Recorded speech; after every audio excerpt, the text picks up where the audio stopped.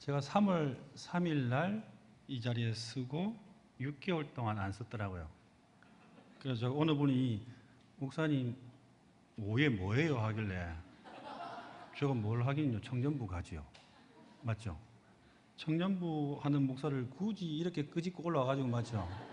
말씀을 듣고 싶다니까 감사하는 마음으로 한 달 준비했습니다. 단디 준비했습니다. 예. 옆 사람과 이렇게 인사합시다. 단디 들읍시다. 말씀을 단디 들으세요. 졸지 마시고, 절대 적지 마시고 단디 들으시고 단디 행하시면 됩니다. 잘 들어야 잘 행할 수 있죠. 느헤미야입니다. 느헤미야 이름의 뜻이 참 좋습니다. 하나님의 위로하심, 여호와께 위로받음이라는 참 좋은 뜻을 가지고 있죠. 먼저 느헤미야가 누구인지를 알아야 되겠죠. 느헤미야가 성경 말씀을 통해서는요, 느헤미야가 누구인지 배경을 잘 알 수가 없습니다. 단지 1절 말씀에 보시면 하가랴의 아들 느헤미야의 말이라는 말씀이 기록되어 있죠.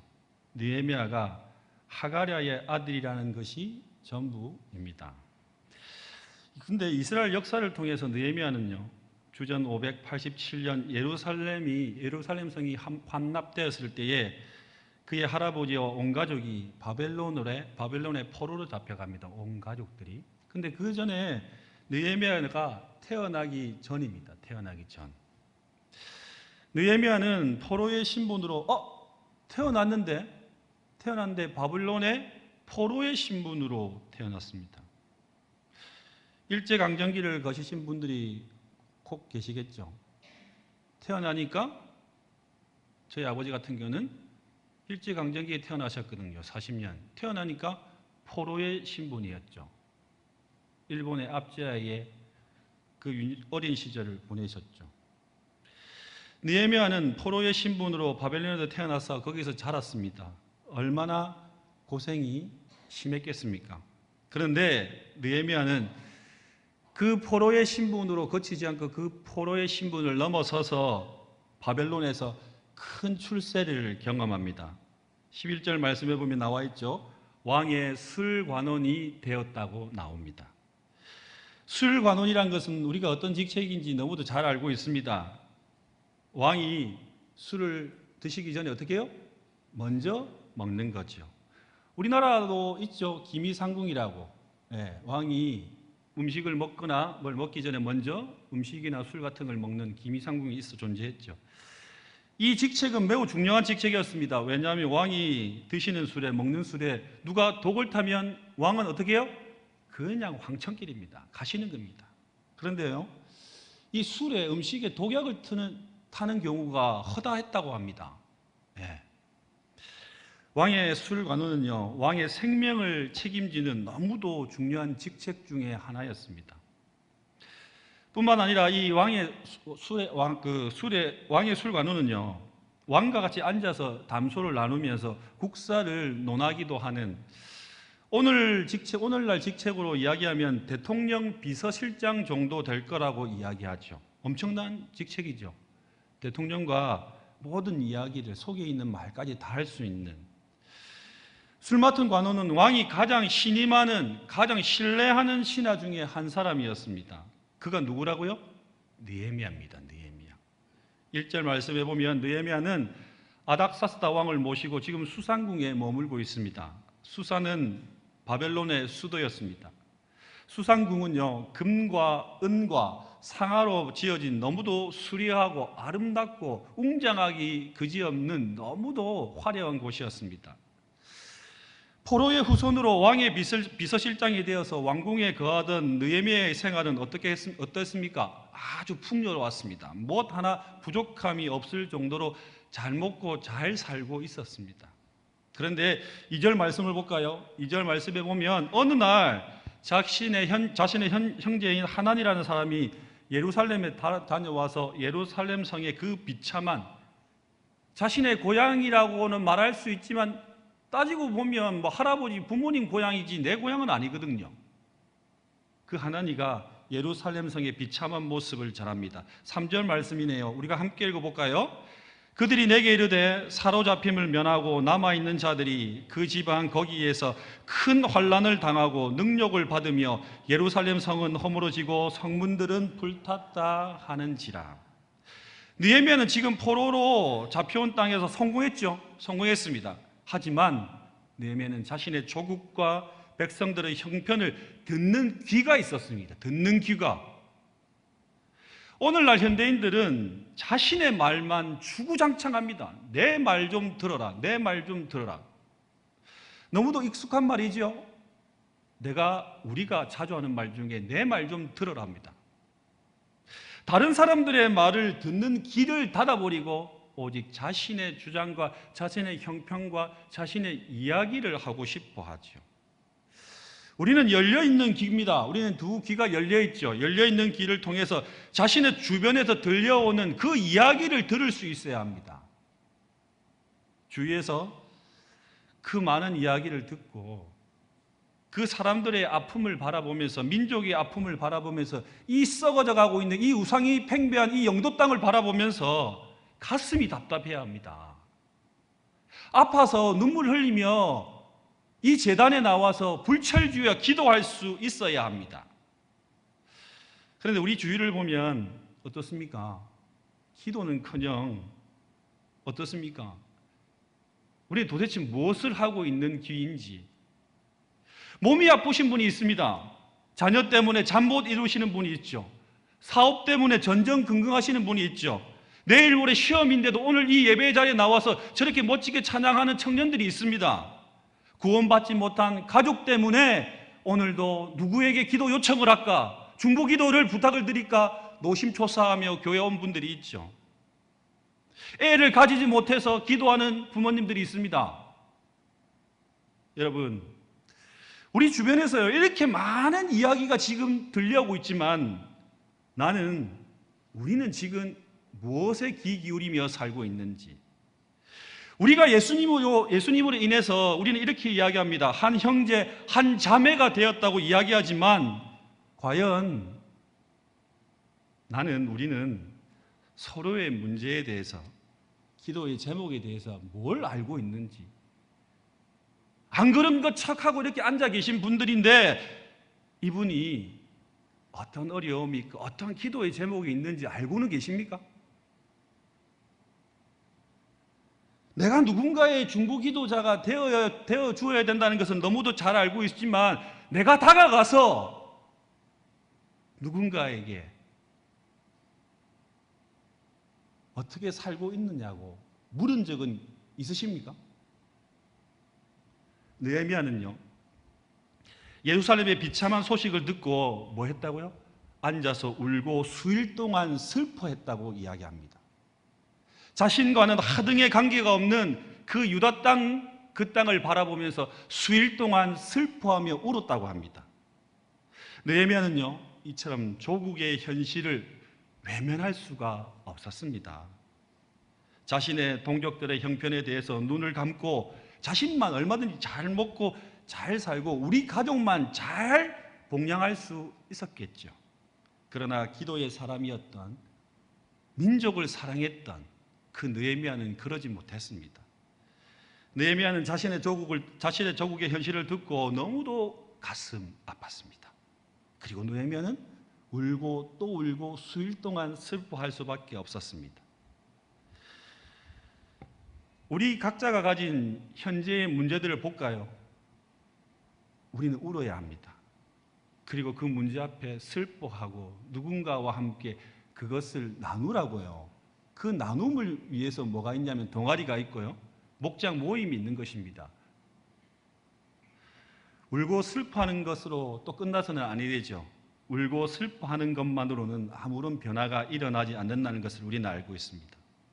우는 것만으로는 우리의 상황이 절대 바뀌지 않는 것 또한 우리는 잘 알고 있습니다.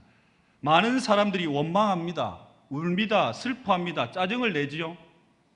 그러나 그런 것은 아무런 변화를 일으키지 못한다는 것입니다. 그러나 느헤미야는 달랐습니다. 그렇다면 느헤미야는 어떤 사람이었는지, 가장 먼저 우리가 오늘 말씀을 통해서 알 수 있는 것은요, 느헤미야는 자신의 민족의 죄와 자신의 죄를 자백하는 기도를 드렸습니다. 자신의 민족의 죄와 자신의 죄를 자백하는 기도. 본문 6절에서 7절 말씀을 함께 읽을까요? 본문 1장 6절에서 7절 말씀입니다.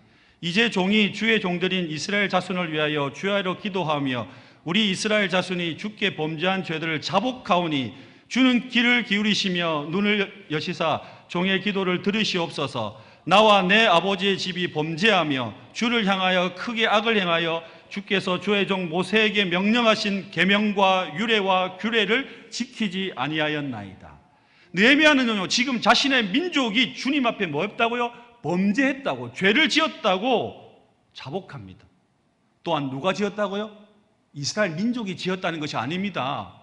바로 자신과 자신의 아버지의 집이 주님 앞에 범죄했다고 고백합니다. 도대체 어떠한 믿음이면 이런 고백을 드릴 수 있는지. 느헤미야는 자신의 민족이 주님 앞에 범죄했으며 또한 자신과 자신의 아버지가 주님 앞에 범죄했다는 이 엄청난 기도를 지금 드리고 있습니다. 느헤미야는 자신의 민족인 이스라엘이 바벨론의 포로로 끌려온 것이 죄의 결과라는 것을 지금 솔직히 인정하고 고백하고 있다는 것입니다. 자신의 민족이 고통을 당하고 어려움에 빠진 것은 우상 숭배에 빠지고 하나님의 말씀을 어긴 그 큰 죄 때문이라고 또한 고백하죠. 여기서 중요한 것은 무엇입니까? 느헤미야가 지금 나와 내 아버지의 집이 범죄했다고 이야기합니다. 느헤미야는 죄를 짓지 않았습니다. 민족을 위해서. 느헤미야 집안은 그 민족을 위해서 절대 죄를 짓지 않았죠. 느헤미야는 지금 이 기도를 통해서 민족의 죄를 자신의 죄로 인식하고 있습니다.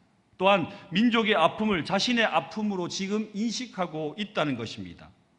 마치 자신의 죄를 지은 것처럼 지금 하나님 앞에 울고 탄식하며 모든 죄를 자복하고 있다는 것입니다.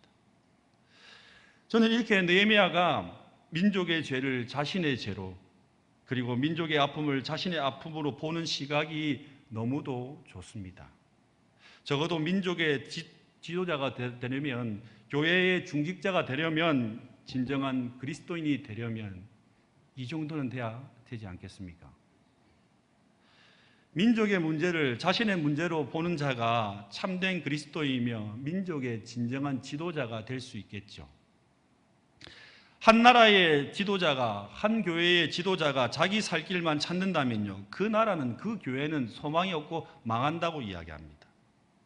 한국 교회가, 우리 상광교회가 이 나라, 이 민족 가운데, 이 영도 땅 가운데에 선한 영향력을 주려면 바로 이런 마음이 있어야 합니다. 도산 안창호 선생님은요, 이렇게 회개하며 우셨다고 합니다. 저는 우리 민족의 죄인이올시다.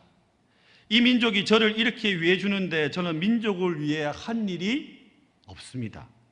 저는 죄인이올시다. 우리나라 망하게 한 책임이 누구에게 있습니까? 그것은 나 자신입니다 라고 이야기했다고 합니다. 나만 괜찮으면 된다. 나라야 어찌되었건, 다른 사람이야 어찌되었건, 다른 교회야 어찌되었건 나만 괜찮으면 된다. 나만 축복받으면 된다는, 이것은요, 이기적인 신앙입니다. 또한 이것은 기복주의 신앙이라고 말씀할 수 있습니다. 적어도 교회를 바로 세우고 나라를 바로 세우기를 원하는 성도라면 바로요, 이런 마음을 가져야 합니다. 우리 도산 안창호 선생님과 같은 이런 마음을 가져야 합니다. 교회를, 민족을, 가정을 바로 세우고 싶어 하시죠? 그렇다면 울어야 합니다. 그리고 탄식해야 합니다. 그리고 하나님 앞에 자복해야 합니다. 이 모든 문제는 나로부터 시작됐다는 그 죄의 인식이, 인정함이 필요하다는 것입니다. 우리 한국교회가 너무도 부강해 있죠. 너무도 성장했습니다. 이 한국 땅에 대략 5만 5천에서 6만 개 정도의 교회가 있다고 합니다. 지난날 우리 한국교회는 하나님의 은혜를 엄청 실히 받았습니다. 믿음과 애국을 하나로 묶었지요. 믿음과 애국. 그리고 교회와 민족을 늘 하나라고 생각해 왔습니다. 7, 80년대는 너무도 잘 아시는 것처럼 우리나라 구석구석에 구국재단이 있었습니다. 기도원에 가면 나라와 민족을 위해서, 그리고 새벽기도 때마다, 교회 예배 때마다 이 나라 이 민족을 위해서 구국재단을 쌓았죠. 교회들마다 구국기도에는요 빠지지 않았습니다. 누가 뭐라고 해도 나라를 위한 눈물, 그 기도가 우리 한국교회의 영적 무기였기 때문입니다. 그런데 어느 순간 90년대 들면서 이제 우리가 등이 따뜻하고 배가 부르고 먹고 살만하고 교회가 점점점 커지니까 배돼지가 불렀습니다. 점점점 구국재단이 문을 닫기 시작했죠. 교회들마다 구국기도회가 사라졌습니다. 이 민족 가운데 위기가 찾아왔습니다.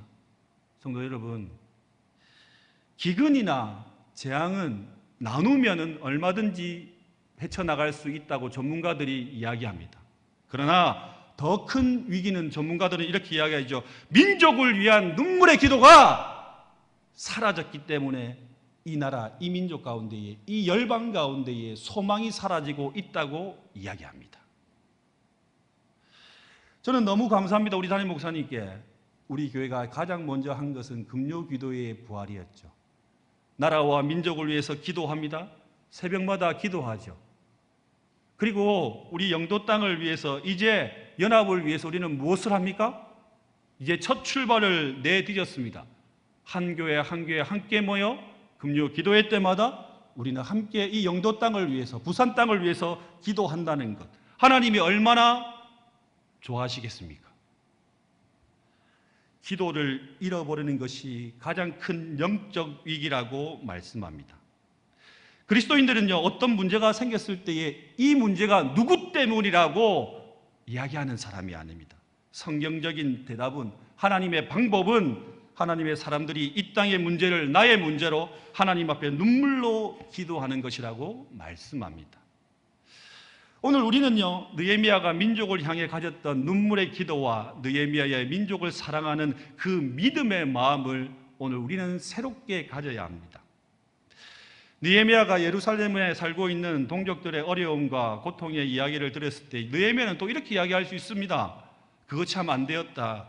내가 뭔가를 돕고 싶은데 예루살렘은 무려 1600km나 멀리 떨어진 곳에 있기 때문에 내가 무엇을 할 수가 없다는 얼마든지 변명 아닌 변명을 할 수 있었겠죠. 그러나 느헤미야는 무엇을 했다고요? 민족을 위해서 울었습니다. 슬퍼했고 금식했으며 기도했다라고 성경은 분명하게 기록하고 있습니다. 느헤미야는 고통당하는 자신의 동족을 잊을 수가 없었습니다. 동족의 고난과 아픔이 바로 느헤미야 자신의 아픔과 고통이 되었기 때문입니다. 사랑한다는 것은요, 함부로 이야기해서는 아니 됩니다, 여러분. 사랑한다는 말을 함부로 하시면 안 됩니다. 사랑한다는 말의 진정한 의미는요, 바로 상대방의 아픔이 나 자신의 아픔과 고통이 되는 것, 상대방의 그 기쁨과 즐거움이 나 자신의 기쁨과 즐거움이 된다는 뜻이 바로 사랑한다는 표현입니다. 두 번째 말씀은 이것입니다. 느헤미야는요, 병든 자신의 민족을 고치는 일에 자신의 눈물과 희생을요 온전히 하나님께 바쳤습니다. 왜? 온전히 희생해야, 하나님께 희생해야 하나님께서 그 희생을 통해서 민족을 살리시기 때문입니다. 본문 말씀을 보면 느헤미야는요, 성벽을 재건하고 민족을 살리는 일에 자신이 무엇을 할 수 있는지를 지금 생각하고 아주 구체적으로 기도한 사람입니다. 그러다가 자신이 이제 결단합니다. 저 예루살렘으로 내가 가야 한다. 내가. 그리고 아닥사스 왕에게 자신을 보내줄 것을 강력하게 요청하죠. 자신의 평안한 삶을 포기할 수밖에 없었습니다. 술 맡은 관원장은 대통령의 왕의 비서실장으로 얼마나 높은 권력이고 얼마든지 잘 살 수 있겠습니까? 그러나 느헤미야는 평안한 삶을 포기해버렸습니다. 안정된 미래를 포기하고 오직 하나님의 뜻을 이루기 위해서 자신을 희생하기로 결단 내렸습니다. 그때 하나님께서는요, 느헤미야의 그 간절한 기도 가운데 그 진실함을 보셨습니다. 여기서 중요한 것은 무엇일까요? 나는 그러면 과연 하나님 앞에 진실된 기도를 드리고 있는가? 내가 드리는 기도와 느헤미야의 기도는 무엇이 다른가? 하나님의 뜻을 이루기 위한 기도를 우리는 드려야 합니다. 그때 하나님께서는요, 아닥사스 왕의 마음을 움직여 주셨습니다. 드디어 느헤미야는 유다의 총독으로 예루살렘으로 오게 되었죠. 예루살렘으로 돌아오는 느헤미야의 모습은 어땠겠습니까? 얼마나 걱정과 근심이 많았겠습니까? 그러나 또 한편으로는 무엇이 있었습니까? 기대감이 있었습니다. 하나님께서 나를 통해 이 예루살렘을, 이 유다를 재건하실, 이 성벽을 완공하실 그 기대감이 있었던 것입니다. 저는 기대합니다. 우리 성관교를 통해서 이 영도 땅 가운데 이 기도의 불길을 소원합니다. 이 영도 땅 가운데에 교회들이 연합해서 점점점 기도의 불길이 이 섬에서부터 출발하기를 간절히 기도하고 있습니다. 느헤미야는요, 또한 굳이 예루살렘으로 오지 않아도 됐겠죠. 권력이 있습니다. 페르시아의 장관입니다. 장관. 얼마든지 말 한마디면요, 병사들을 움직일 수 있고 말 한마디로 엄청난 일을 할 수 있었지만 느헤미야는 기어이 모든 것을 뒤로하고 자신이 그 길을 뚜벅뚜벅 무려 1600km를 갔던 것입니다. 오늘날 현실 속에서도 누군가에게 느헤미야에게 물어봅니다. 느헤미야요, 이 일을 오늘 하시겠습니까? 한다면 느헤미야는 오늘의 현실 속에서 이렇게 이야기할 것입니다. 내가 그 일을 해야 한다고. 누가 해야 한다고요? 내가 그 일을 해야 합니다. 느헤미야는요, 민족을 향한 눈물이 있었습니다. 눈물에 머물지 않고 또 그 눈물을요, 기도로 바꾼 사람입니다. 그리고 기도하는 가운데에 자신을 하나님께 온전히 드린 사람이었습니다. 그런 한 사람 느헤미야가 나오니까 어떻게 되었습니까? 예루살렘 성벽이 완벽하게 재건되었습니다. 또한 민족이 다시 깨어날 수 있는 토대를 마련할 수 있었습니다. 느헤미야의 눈물의 헌신과 희생은 고난에 처해 있는 자신의 민족을 향해 흘린 값진 희생의 눈물이었습니다. 시편 126편 말씀에 보면 우리가 너무도 잘 아는 말씀이 나오죠. 바벨론의 포로로 있던 자들이 다시 고국으로 돌아올 수 있었던 것은 이 말씀 때문이라고 이야기합니다. 눈물을 흘리며 씨를 뿌리는 자가 있었기 때문에 돌아올 수 있었다고 합니다. 눈물을 흘리며 씨를 뿌리는 자 중 그 한 사람이 바로 느헤미야입니다. 느헤미야. 하나님의 자녀가 흘리는 눈물을 하나님이 안 보시는 것 같아도 다 보고 계십니다. 다 듣고 계십니다. 불철주야 기도하시기 바랍니다. 또한 느헤미야는요, 기도한 후에 그 자리에 가만히 있지 않았습니다. 자신의 몸을 초계와 같이 바쳐서 민족 슬픔의 역사를 고치는 데에 자신을 써달라고 헌신했습니다. 그리고 자신의 영화를 버렸습니다. 자신의 권력을 버렸습니다. 자신의 모든 부귀 영화뿐만 아니라 자신이 행할 수 있는 그 모든 것을 뒤로하고 하나님의 말씀에 순종하는 가운데에 민족을 살리고자 이스라엘 땅으로, 예루살렘 땅으로 돌아올 수 있었던 것입니다. 백범 김구 선생님은 이렇게 이야기하셨다고 합니다. 우리 함께 읽을까요? 할 일을 찾는 백성은 흥하고 오망할 것을 찾는 백성은 망한다. 예수님께서는 하늘 보좌를 버리시고 이 땅에 오셨습니다. 왜 오셨습니까? 인간들을 죄에서 구원하시기 위해 자신을 비어 케노시스 하셔서 종의 형체를 가져서 사람들과 같이 되기 위해서 이 땅에 오셨습니다. 사실 하나님의 아들인 예수님이 사람의 몸을 입었다는 것은요, 기적 중에 기적이죠. 내가 왕인데 내 아들을 저 하찮은 빈민촌에 보내시겠습니까? 내 아들이 왕비고 이제 왕자잖아요. 왕자고. 예. 근데 저 외국 땅 타지에 종으로 보내시겠습니까? 어찌 그런 일이 있습니까? 불가능합니다. 그러나 우리 하나님은 그 일을 하셨습니다. 하나님은 그 아들을 이 세상 가운데로 보내셨습니다. 왜 십자가에서 죽으셨습니까? 예수님의 십자가는요, 온 인류를 자신을 내어주기 위한 속죄제이며 화목제였기 때문입니다. 예수님께서는 이 땅에 오셔서 자신의 능력을 증명하기 위해서 그 많은 기적을 행하시지 않으셨습니다. 예수님께서는 자신의 유익을 위해서 병자를 단 한 사람도 고치신 것이 아닙니다. 예수님께서는요, 이 땅을 향한 오직 그 아버지의 마음을 품고 아버지의 뜻을, 그 아버지의 사랑을 자신의 삶으로 증명하기 위해서 예수님께서는요, 그 십자가의 길을 가셨던 겁니다. 오늘을 살아가는 믿음의 성도들에게 필요한 마음이 바로 이 마음입니다. 죄인을 구원하기 위해서 자신을 내어주신 예수 그리스도, 민족을 살리기 위해서 자신을 내어준 느헤미야, 오늘 한국교회와 성광교회에게, 우리 교회에게 이런 헌신과 결단의 성도가 꼭 필요하다는 것입니다. 마지막입니다. 마지막으로 느헤미야는요, 기다리면서 준비한 사람입니다. 기다리면서 준비한다. 참 기다림은 누구나 싫어하죠. 어려워합니다. 기도를 드리면 도깨비 방망이처럼 바로 응답이 있어야 되는데, 본문 1장 1절 말씀을 보면 기스르월은요, 양력으로 11월에서 12월이 됩니다. 그리고 2장 1절 말씀에 나오는 니산월은요, 양력으로 대략 3-4월 달 정도 되겠죠. 느헤미야가 유다의 비극적인 소식을 듣고 난 후에 이스라엘로 달려가기까지는요, 대략 4개월에서 5개월 정도의 시간이 필요했습니다. 그동안 느헤미야가 뭐 했겠습니까? 느헤미야는 기도하며 기다렸습니다. 느헤미야는 기도하고 또 기도했습니다. 그리고 느헤미야는 기도의 응답을 받은 후에 결단합니다. 내가 가겠노라. 하나님께 기도 응답을 받았다고 해서 내가 가겠노라고 결단했다고 해서 당장 느헤미야가 왕에게 찾아간 것은 아닙니다. 느헤미야는요, 기다렸습니다.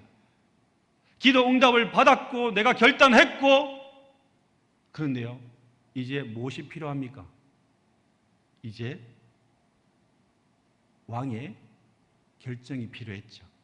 느헤미야는요, 하나님께서 열어주실 그 때를 기다렸습니다. 하나님께서 열어주실 환경을 기다렸습니다. 하나님의 뜻을 찾아서 하나님을 일을 하는 데는요, 조급할 것이 전혀 없습니다. 무엇이나 때가 있다고 이야기합니다. 또한 하나님은요, 분명히 하나님의 때에 하나님께서 하나님의 일을 하십니다. 중요한 일일수록 조급할 필요가 없다는 겁니다. 드디어 때가 왔습니다. 느헤미야 2장 1절에서 3절 말씀입니다. 우리가 함께 읽을까요? 아닥사스다 왕 제20년 니산월에 왕 앞에 포도주가 있기로 내가 그 포도주를 왕에게 드렸는데, 이전에는 내가 왕 앞에서 수심이 없었더니 왕이 내 이르시되 내게 병이 없거늘 어찌하여 얼굴이 수심이 있느냐? 이는 필연 내 마음에 근심이 있음이로다 하더라. 그때에 내가 크게 두려워하여 왕께 대답하되, 왕은 만세수로 하옵소서. 내 조상들의 묘실이 있는 성읍이 이제까지 황폐하고 성문이 불탔사오니 내가 어찌 얼굴에 수심이 없사오리까 하니. 여러분, 이 영도 땅 가운데 지금요, 우상이 얼마나 많은지 아시죠? 제가 운동을 하잖아요. 모르세요? 많은 채 해주세요. 제가 15kg밖에 안 뺐어요, 오늘 아침까지. 근데 영도 땅에 좋은 땅은 뭐가 있을까요? 기가 찰 노릇이죠. 영도 땅 가운데에 제일 좋은 땅은요, 불상이 버젓이 서 있고 돈 버는 장사들이 있잖아요. 그 좋은 땅을 다 차지하고 있어요. 이 영도 땅에 있는 다른 교회는 모르겠어요. 여러분들 뭐 하고 계세요? 그동안 땅 안 사셨고. 땅 좀 많이 사가지고 좀 계시지. 제가 그 길을 지날 때마다 기도합니다. 하나님, 속히 이 이방신들이 사라져야 합니다. 이 영도 땅 가운데에 영적 어두운 세력들이 사라져야 합니다. 그것은요, 우리가 해야 할 일입니다. 그것은 우리가 합심해서 이 영도 땅에 있는 교회들과 합심해서 우리가 영적인 변화를 일으켜 세워야 합니다. 느헤미야는 하나님의 때가 이때라고 생각하고 자신의 고민을 왕에게 아주 상세하게 이야기하죠. 이야기를 다 들었거든요. 왕이 어떻게 했을까요? 왕은 벌써 넘어갔습니다. 누가 마음을 변화시켰다고요?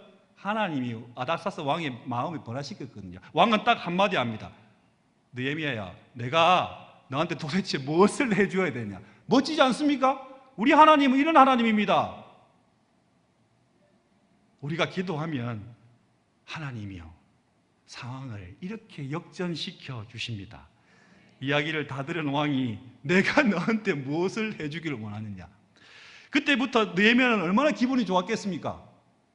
또 느헤미야가 완벽주의거든요. 느헤미야 2장 5절부터 9절 말씀에 나오면 상세하게 쫙 기록되어 있습니다. 느헤미야는요 성을 재건하는 일에 필요한 수상적으로 말하지 않고 아주 구체적으로 이야기합니다. 치밀하게 세웠거든요. 계획을. 그 모든 계획들을 다 이야기합니다. 뭐까지? 자신이 살 집에서 필요한 목재까지 모든 상세한 내용을 왕에게 이야기하죠. 믿음의 성도들은요 하나님의 손에 모든 것을 맡기는 것을 우리가 알고 있습니다. 다 알고 있습니다.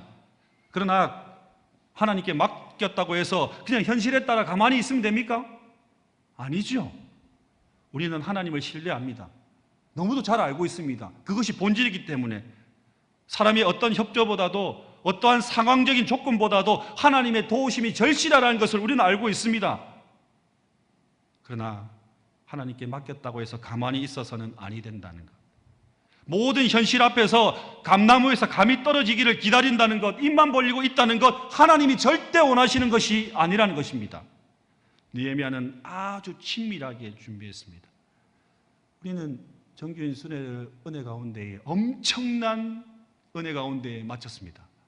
무려 10개월의 대장정의 준비 기간. 담임 목사님을 준비해서 우리 당의 장로님들을 준비해서 무려 큰 회의만 6차례, 작은 회의를 거쳐 각 부서마다 회의를 했다면 10여 차례 이상 모였겠죠.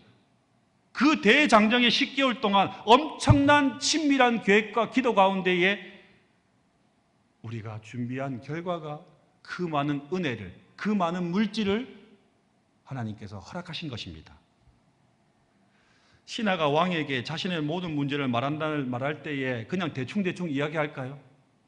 하물며 하늘의 하나님이신, 전능하신 하나님이신, 무소부재이신 하나님께 하찮은 우리 인간이 하나님께 기도하면서 대충 기도할까요?